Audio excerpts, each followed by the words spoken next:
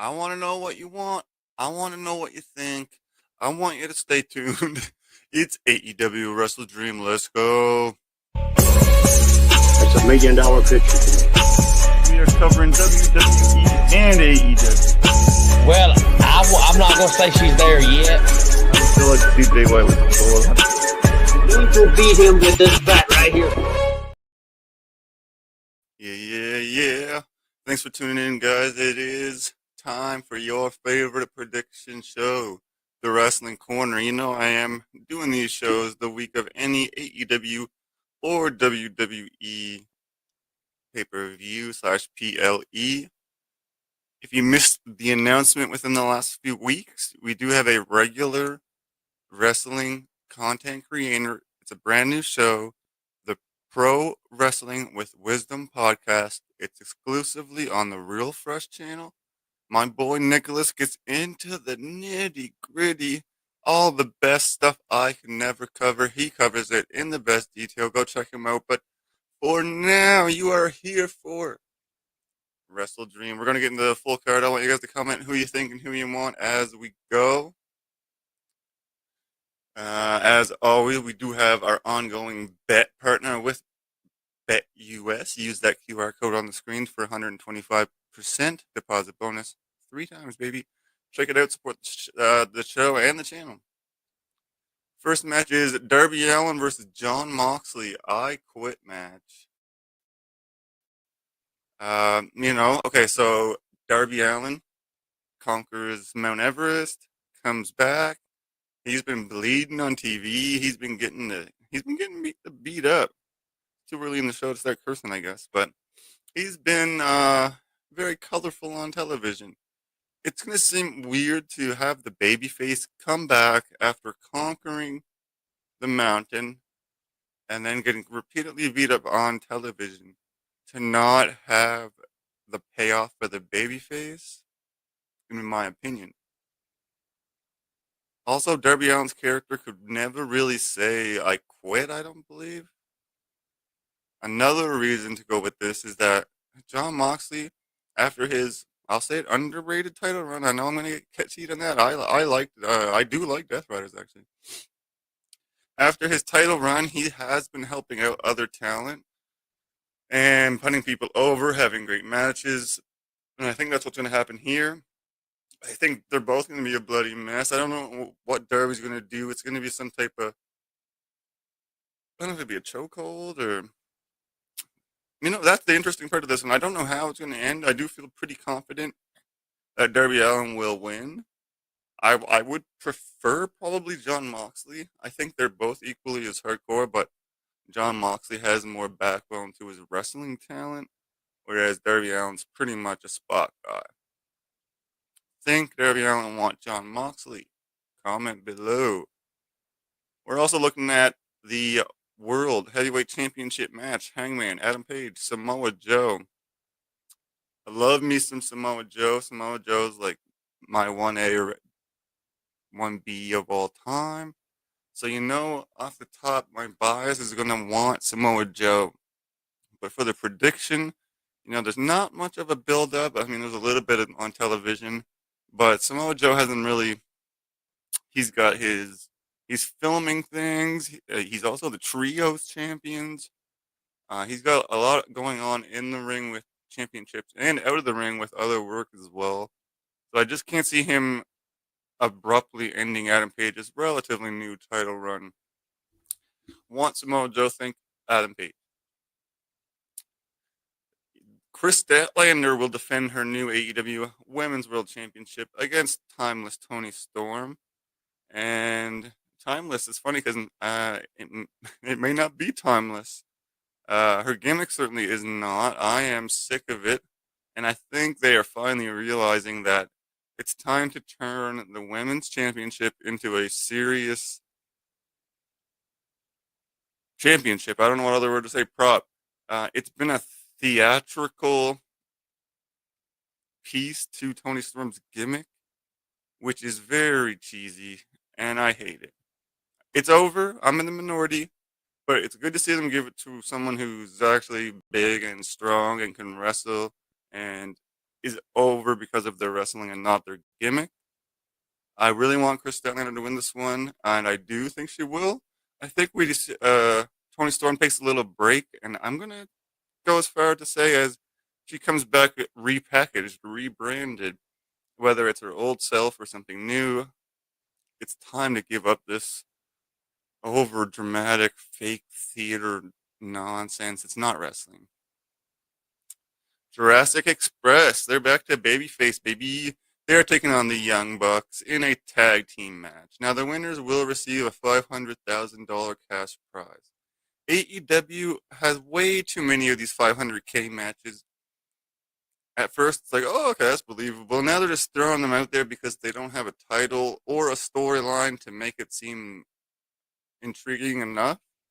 They really could have leaned into the Jack Perry beef harder and more personal with the Young Bucks, and they really could have made this an interesting storyline. Instead, it doesn't feel so personal. It doesn't feel so violent. It just feels like they added this money to try to pull in over your head or eyes, I suppose. For the match itself, they're not going to reunite Jack Perry, Luchasaurus. The Young Bucks actually won the last $500,000 cash match a few weeks ago.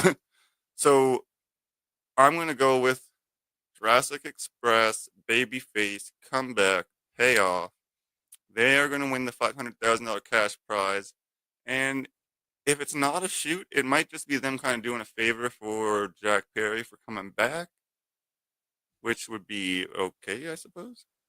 I think Jurassic Express, who do I want? I really don't care, to be honest. I'm not a huge fan of Jurassic Express. I think Luchasaurus is a little overrated. And, no, a lot overrated, actually. So,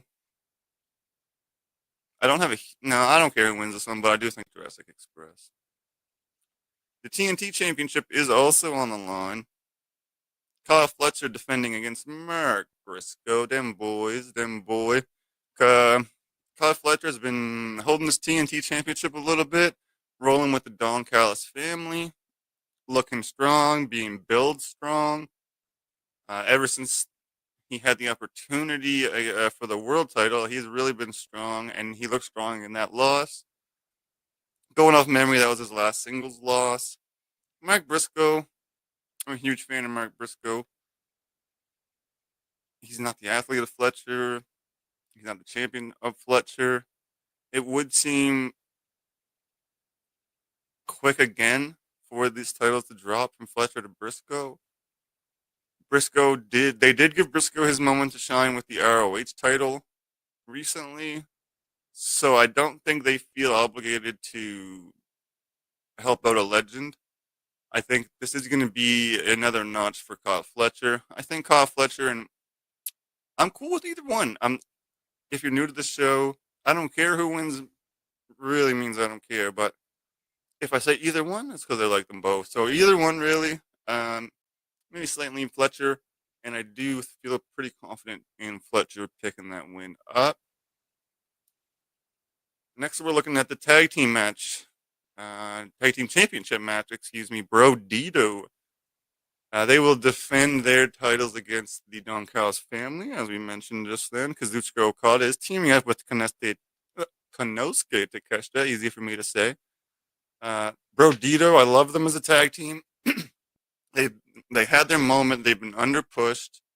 It's good to see them. They've had it for a while. They've won matches I thought they were going to lose, and I really hope it happens again. I'm a huge fan of Bandido and Brody King. Underrated guys. I really like them as singles, but there's only so much singles to go around, so I was just happy to see them get their spotlight. This is going to be a Don Callis night. There's also this underlying story of Okada and Takeshita. They are going to beef eventually. And that's going to be when they lose these tag team championships. Sorry, Brodido, I want you to win, but I think that's the storyline going forward. And I don't think I picked any other title drop so far. So that's going to be the one I'm going with. Brodido dropping to the Don Callis family. And probably on their next pay-per-view, Okada and Takeshita lose that titles to somebody. And then they have their own little storyline. Probably Takeshita goes babyface. One of them. All right, I'm rambling. I want Brodido, I think, the Don Callis family. In a match that really does not need to be here, we've got a singles match with Jamie Hayter and Thekla. This is a pre-show match. This is a dynamite. It's not even a dynamite match. This is a collision match. Neither one really impresses me that much. Jamie Hayter is probably the more popular of the two, but I really don't get it. Austin Powers looking gimmick. Or that's just what she dresses like, perhaps. I don't really see these two ever leaving it all in the ring. I'm just not too impressed with this match or either competitor. As far as who's going to win, I believe Thekla has the new faction. I can't recall the name, with Julia Hart and Sky Blue, who have been there for years and have not improved. Will help Thekla with this win. And then the outside interference also helps Hayter look not so bad in the loss. Final match here, subject to change. I'm recording this very early on the Friday morning. We got the Hurt Syndicate, including MVP. So we got Lashley, Benjamin, MVP. It's a Tornado Trios match with The Demand. Pretty weak name, but it's Ricochet, Bishop Khan, Toa Liona, the Gates of Agony. And I do have to give Ricochet credit, however, though. He really has elevated the Gates of Agony to mainstream status. They're certainly much more well known.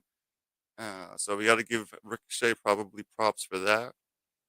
This rivalry is getting a little old. They just had a couple matches already. For high spots, for entertainment, there's two guys, really. Shelton Benjamin and Ricochet. One of those two guys is really the only one that's going to be jumping off of anything. MVP can take a bump, but he just doesn't have it anymore. Of course, Gates of Agony, Bobby Lashley, you know what those beasts are going to do. It's going to be high spots with Shelton and Ricochet being reversed by the big guys, Lashley, Khan, Toa. Who do I think? Who do I want? Who do you guys think I want? Comment. I think it's going to be the Hurt Syndicate. They're the much more over. I don't know if that's how you word it. They are the more popular trio of the two. They are the babyface trio of the two, which is hilarious because the Hurt Syndicate's whole gimmick is just hurting people, but they are mega over, and I'm even on board. Shout out to Ricochet for rebranding himself, doing great new gimmick, elevating the new tag team, but I'm going to go with think and want. Hurt Syndicate, we hurt people. We hurt people. And that's it. That's all I got. Let me know what you guys think. Let me know what you guys want and predict in the comments. I'm going to reply to all y'all. I appreciate you tuning in to the Wrasslin Corner, your favorite prediction show for WWE and AEW PLE. Make sure you go check out the latest episode of the Pro Wrestling with Wisdom podcast on the Real Fresh channel with my boy Nicholas. And just hit the subscribe, guys. There's tons of other great shows. My sports show every Tuesday. College Sportscast is a partner of mine. Shout out Brad. Shout out John. If you like college sports, it's on the Real Fresh channel as well. Check out that betting bonus. Hit the subscribe. And enjoy the show. Peace, guys. That's $1 million picture. We are covering WWE and AEW. Well, I'm not going to say she's there yet. I feel like Steve J. White was cool. I'm going to beat him with this bat.